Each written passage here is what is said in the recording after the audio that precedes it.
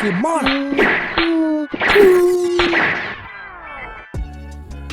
গালটাই লাল করে ফেললাম। নিয়ে আমার খদ্দের তাড়াচ্ছিস, যা ভাগ। বাবা,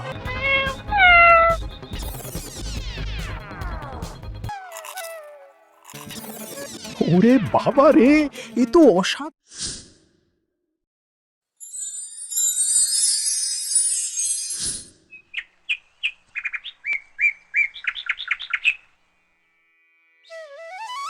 স্বাগতম আমাদের রূপনগর গ্রামে।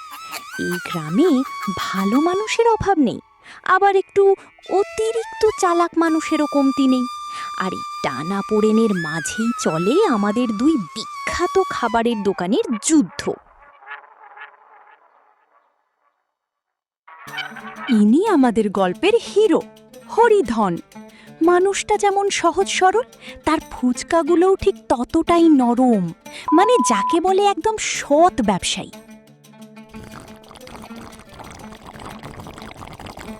আজকের তেঁতুল জলটা যা বানিয়েছি না, যে খাবে একেবারে ধন্য হয়ে যাবে। কিন্তু খাবিটা কি? সকাল থেকে তো শুধু একটা মাছি ছাড়া আর কেউ আমার দোকানে আসেনি। আরে দূর, খদ্দের তাড়াতে পারলাম না, নিজের গালটাই লাল করে ফেললাম। মা ভবতারিণী, আজ দুপুর গড়িয়ে বিকেল হতে চলল, একটা টাকাও যে বিক্রি হলো না। আজ রাতে ছানাপোনার মুখে কি তুলে দেব? আর ইনি হলেন সুবল ঘোষ, গ্রামের ১ নম্বর কিপটি আর ভেজাল কারবারি। মুখে মধু, কিন্তু পেটে বিষের গোডাউন। বাসি তেল? আরে বাসি তেল ছাড়া কি আর মুচমুচে ভাব আসে? আর কালকের আলু সিদ্ধটা একটু টকে গেছে ঠিকই, কিন্তু বেশি করে লঙ্কা গুঁড়ো ছিটিয়ে দিলেই ব্যাস, খদ্দের খেয়ে বলবে, উফ সুবলদা কি ঝাল।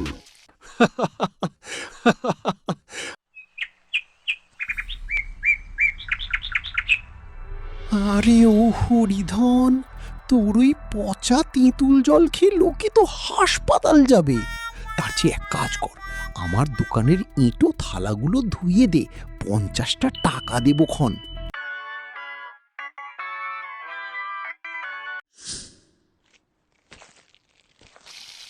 কি রে সুবল, কি খবর?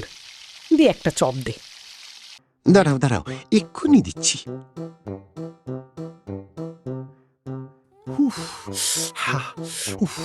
বাবারে, সুবল, তোর চপে এত ঝাল আর বাসি তেলের গন্ধ কেন রে? পেটটা তো জ্বলে গেল। পয়সা দেবে কম আর চাইবে একদম 5 স্টার স্বাদ। ভালো না লাগলে কেটে পড়ো। সুবল ভাই, অন্যায় করে আর বাসি খাবার খাইয়ে টাকা কামানোর চেয়ে না খেয়ে থাকাও ভালো।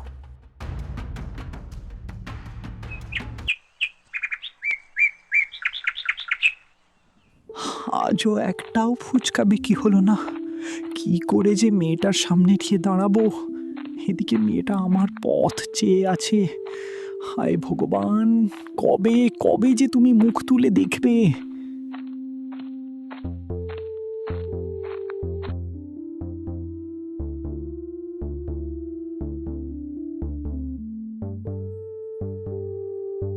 বাবা, খাবার এনেছো? ও বাবা, খাবার কোথায়?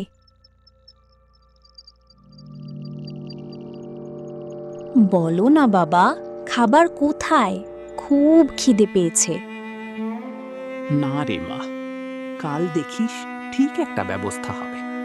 ভগবান এত নিষ্ঠুর হতে পারে না।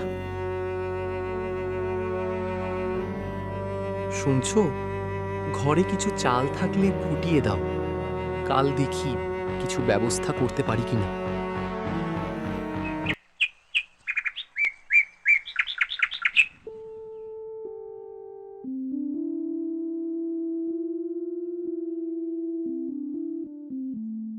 বাবা সুবল, কাল রাত থেকে এক ফোঁটা জলও পেটে পড়েনি।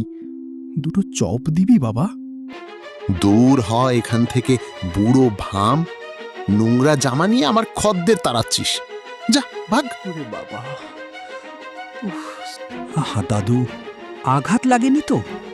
সুবল ভাই, একজন বয়স্ক মানুষকে কেউ এভাবে আঘাত করে? বড্ড খিদে পেয়েছে বাবা। দাঁড়ান দাদু, আমার আজ একটা ফুচকাও বিক্রি হয়নি, তাই সব ফুচকা আর ফ্রেশ তেঁতুল জল আপনার জন্যই বানিয়ে দিচ্ছি। আপনি পেট পুরে খান।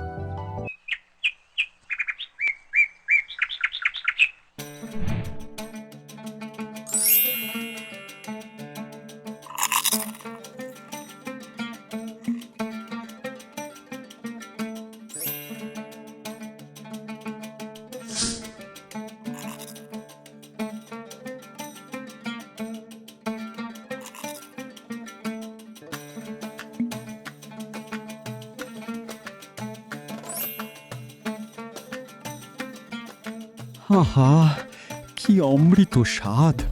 আর তোর মনটাও যেন একখণ্ড সোনা। নে বাবা, তোর এই দয়ার পুরস্কার।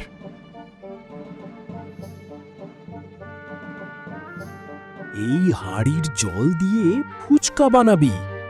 যে সৎ মানুষ এই ফুচকা খাবে তার মনে সত্য ও আনন্দ জাগবে। কিন্তু যদি কোনো অসৎ মানুষ লোভের বশে এই জল ব্যবহার করে, তবে তার মুখে শুধু নিজের পাপের কথাই বেরোবে।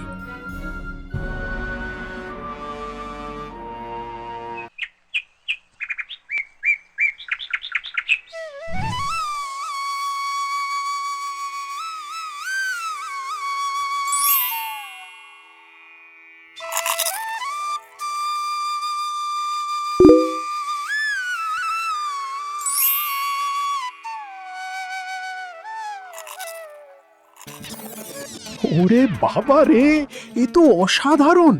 এই নে হরিধন, 50 টাকা, আর ফেরত দিতে হবে না। কালই আমি গাঁয়ের অনাথ আশ্রমে 1000 টাকা দান করব। হা হা হা।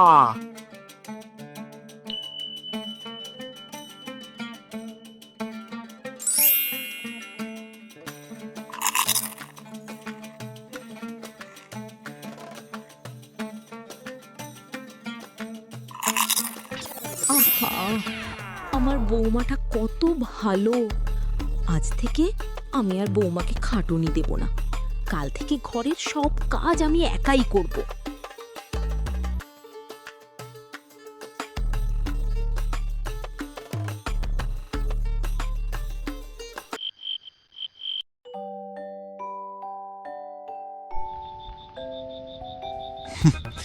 কাল পর্যন্ত যার পেটে ভাত ছিল না, সে আজ হাজার হাজার টাকা কামাচ্ছে। নিশ্চয়ই ওই বুড়ো ভামটা ওকে কোনো কালা জাদু শিখিয়ে গেছে। হাঁড়িটা আমাকে পেতেই হবে।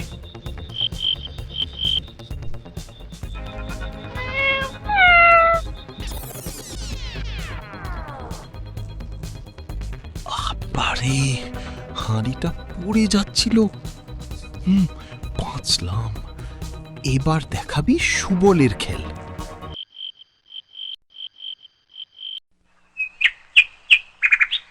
চলে এসো, চলে এসো, হরিধনের চেয়ে অর্ধেক দামি জাদুকরি ফুচকা খাবে এসো।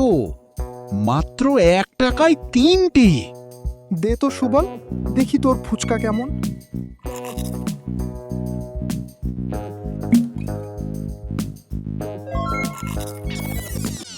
আরে শোনো শোনো সবাই, আমি তো রোজ বাসি আলু আর নর্দমার জল দিয়ে ফুচকা বানাই। আর এই জাদুকরি হাঁড়িটা তো আমি কাল রাতে হরিধনের ঘর থেকে চুরি করেছি।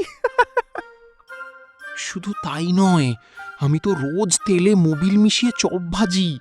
আমি এই গ্রামের সবচেয়ে বড় ভেজাল ব্যবসায়ী আর হিংসুক। ওরে বেটা জোচ্চোর, তোকে আজ কেউ বাঁচাবে না। মার শালাকে, মার।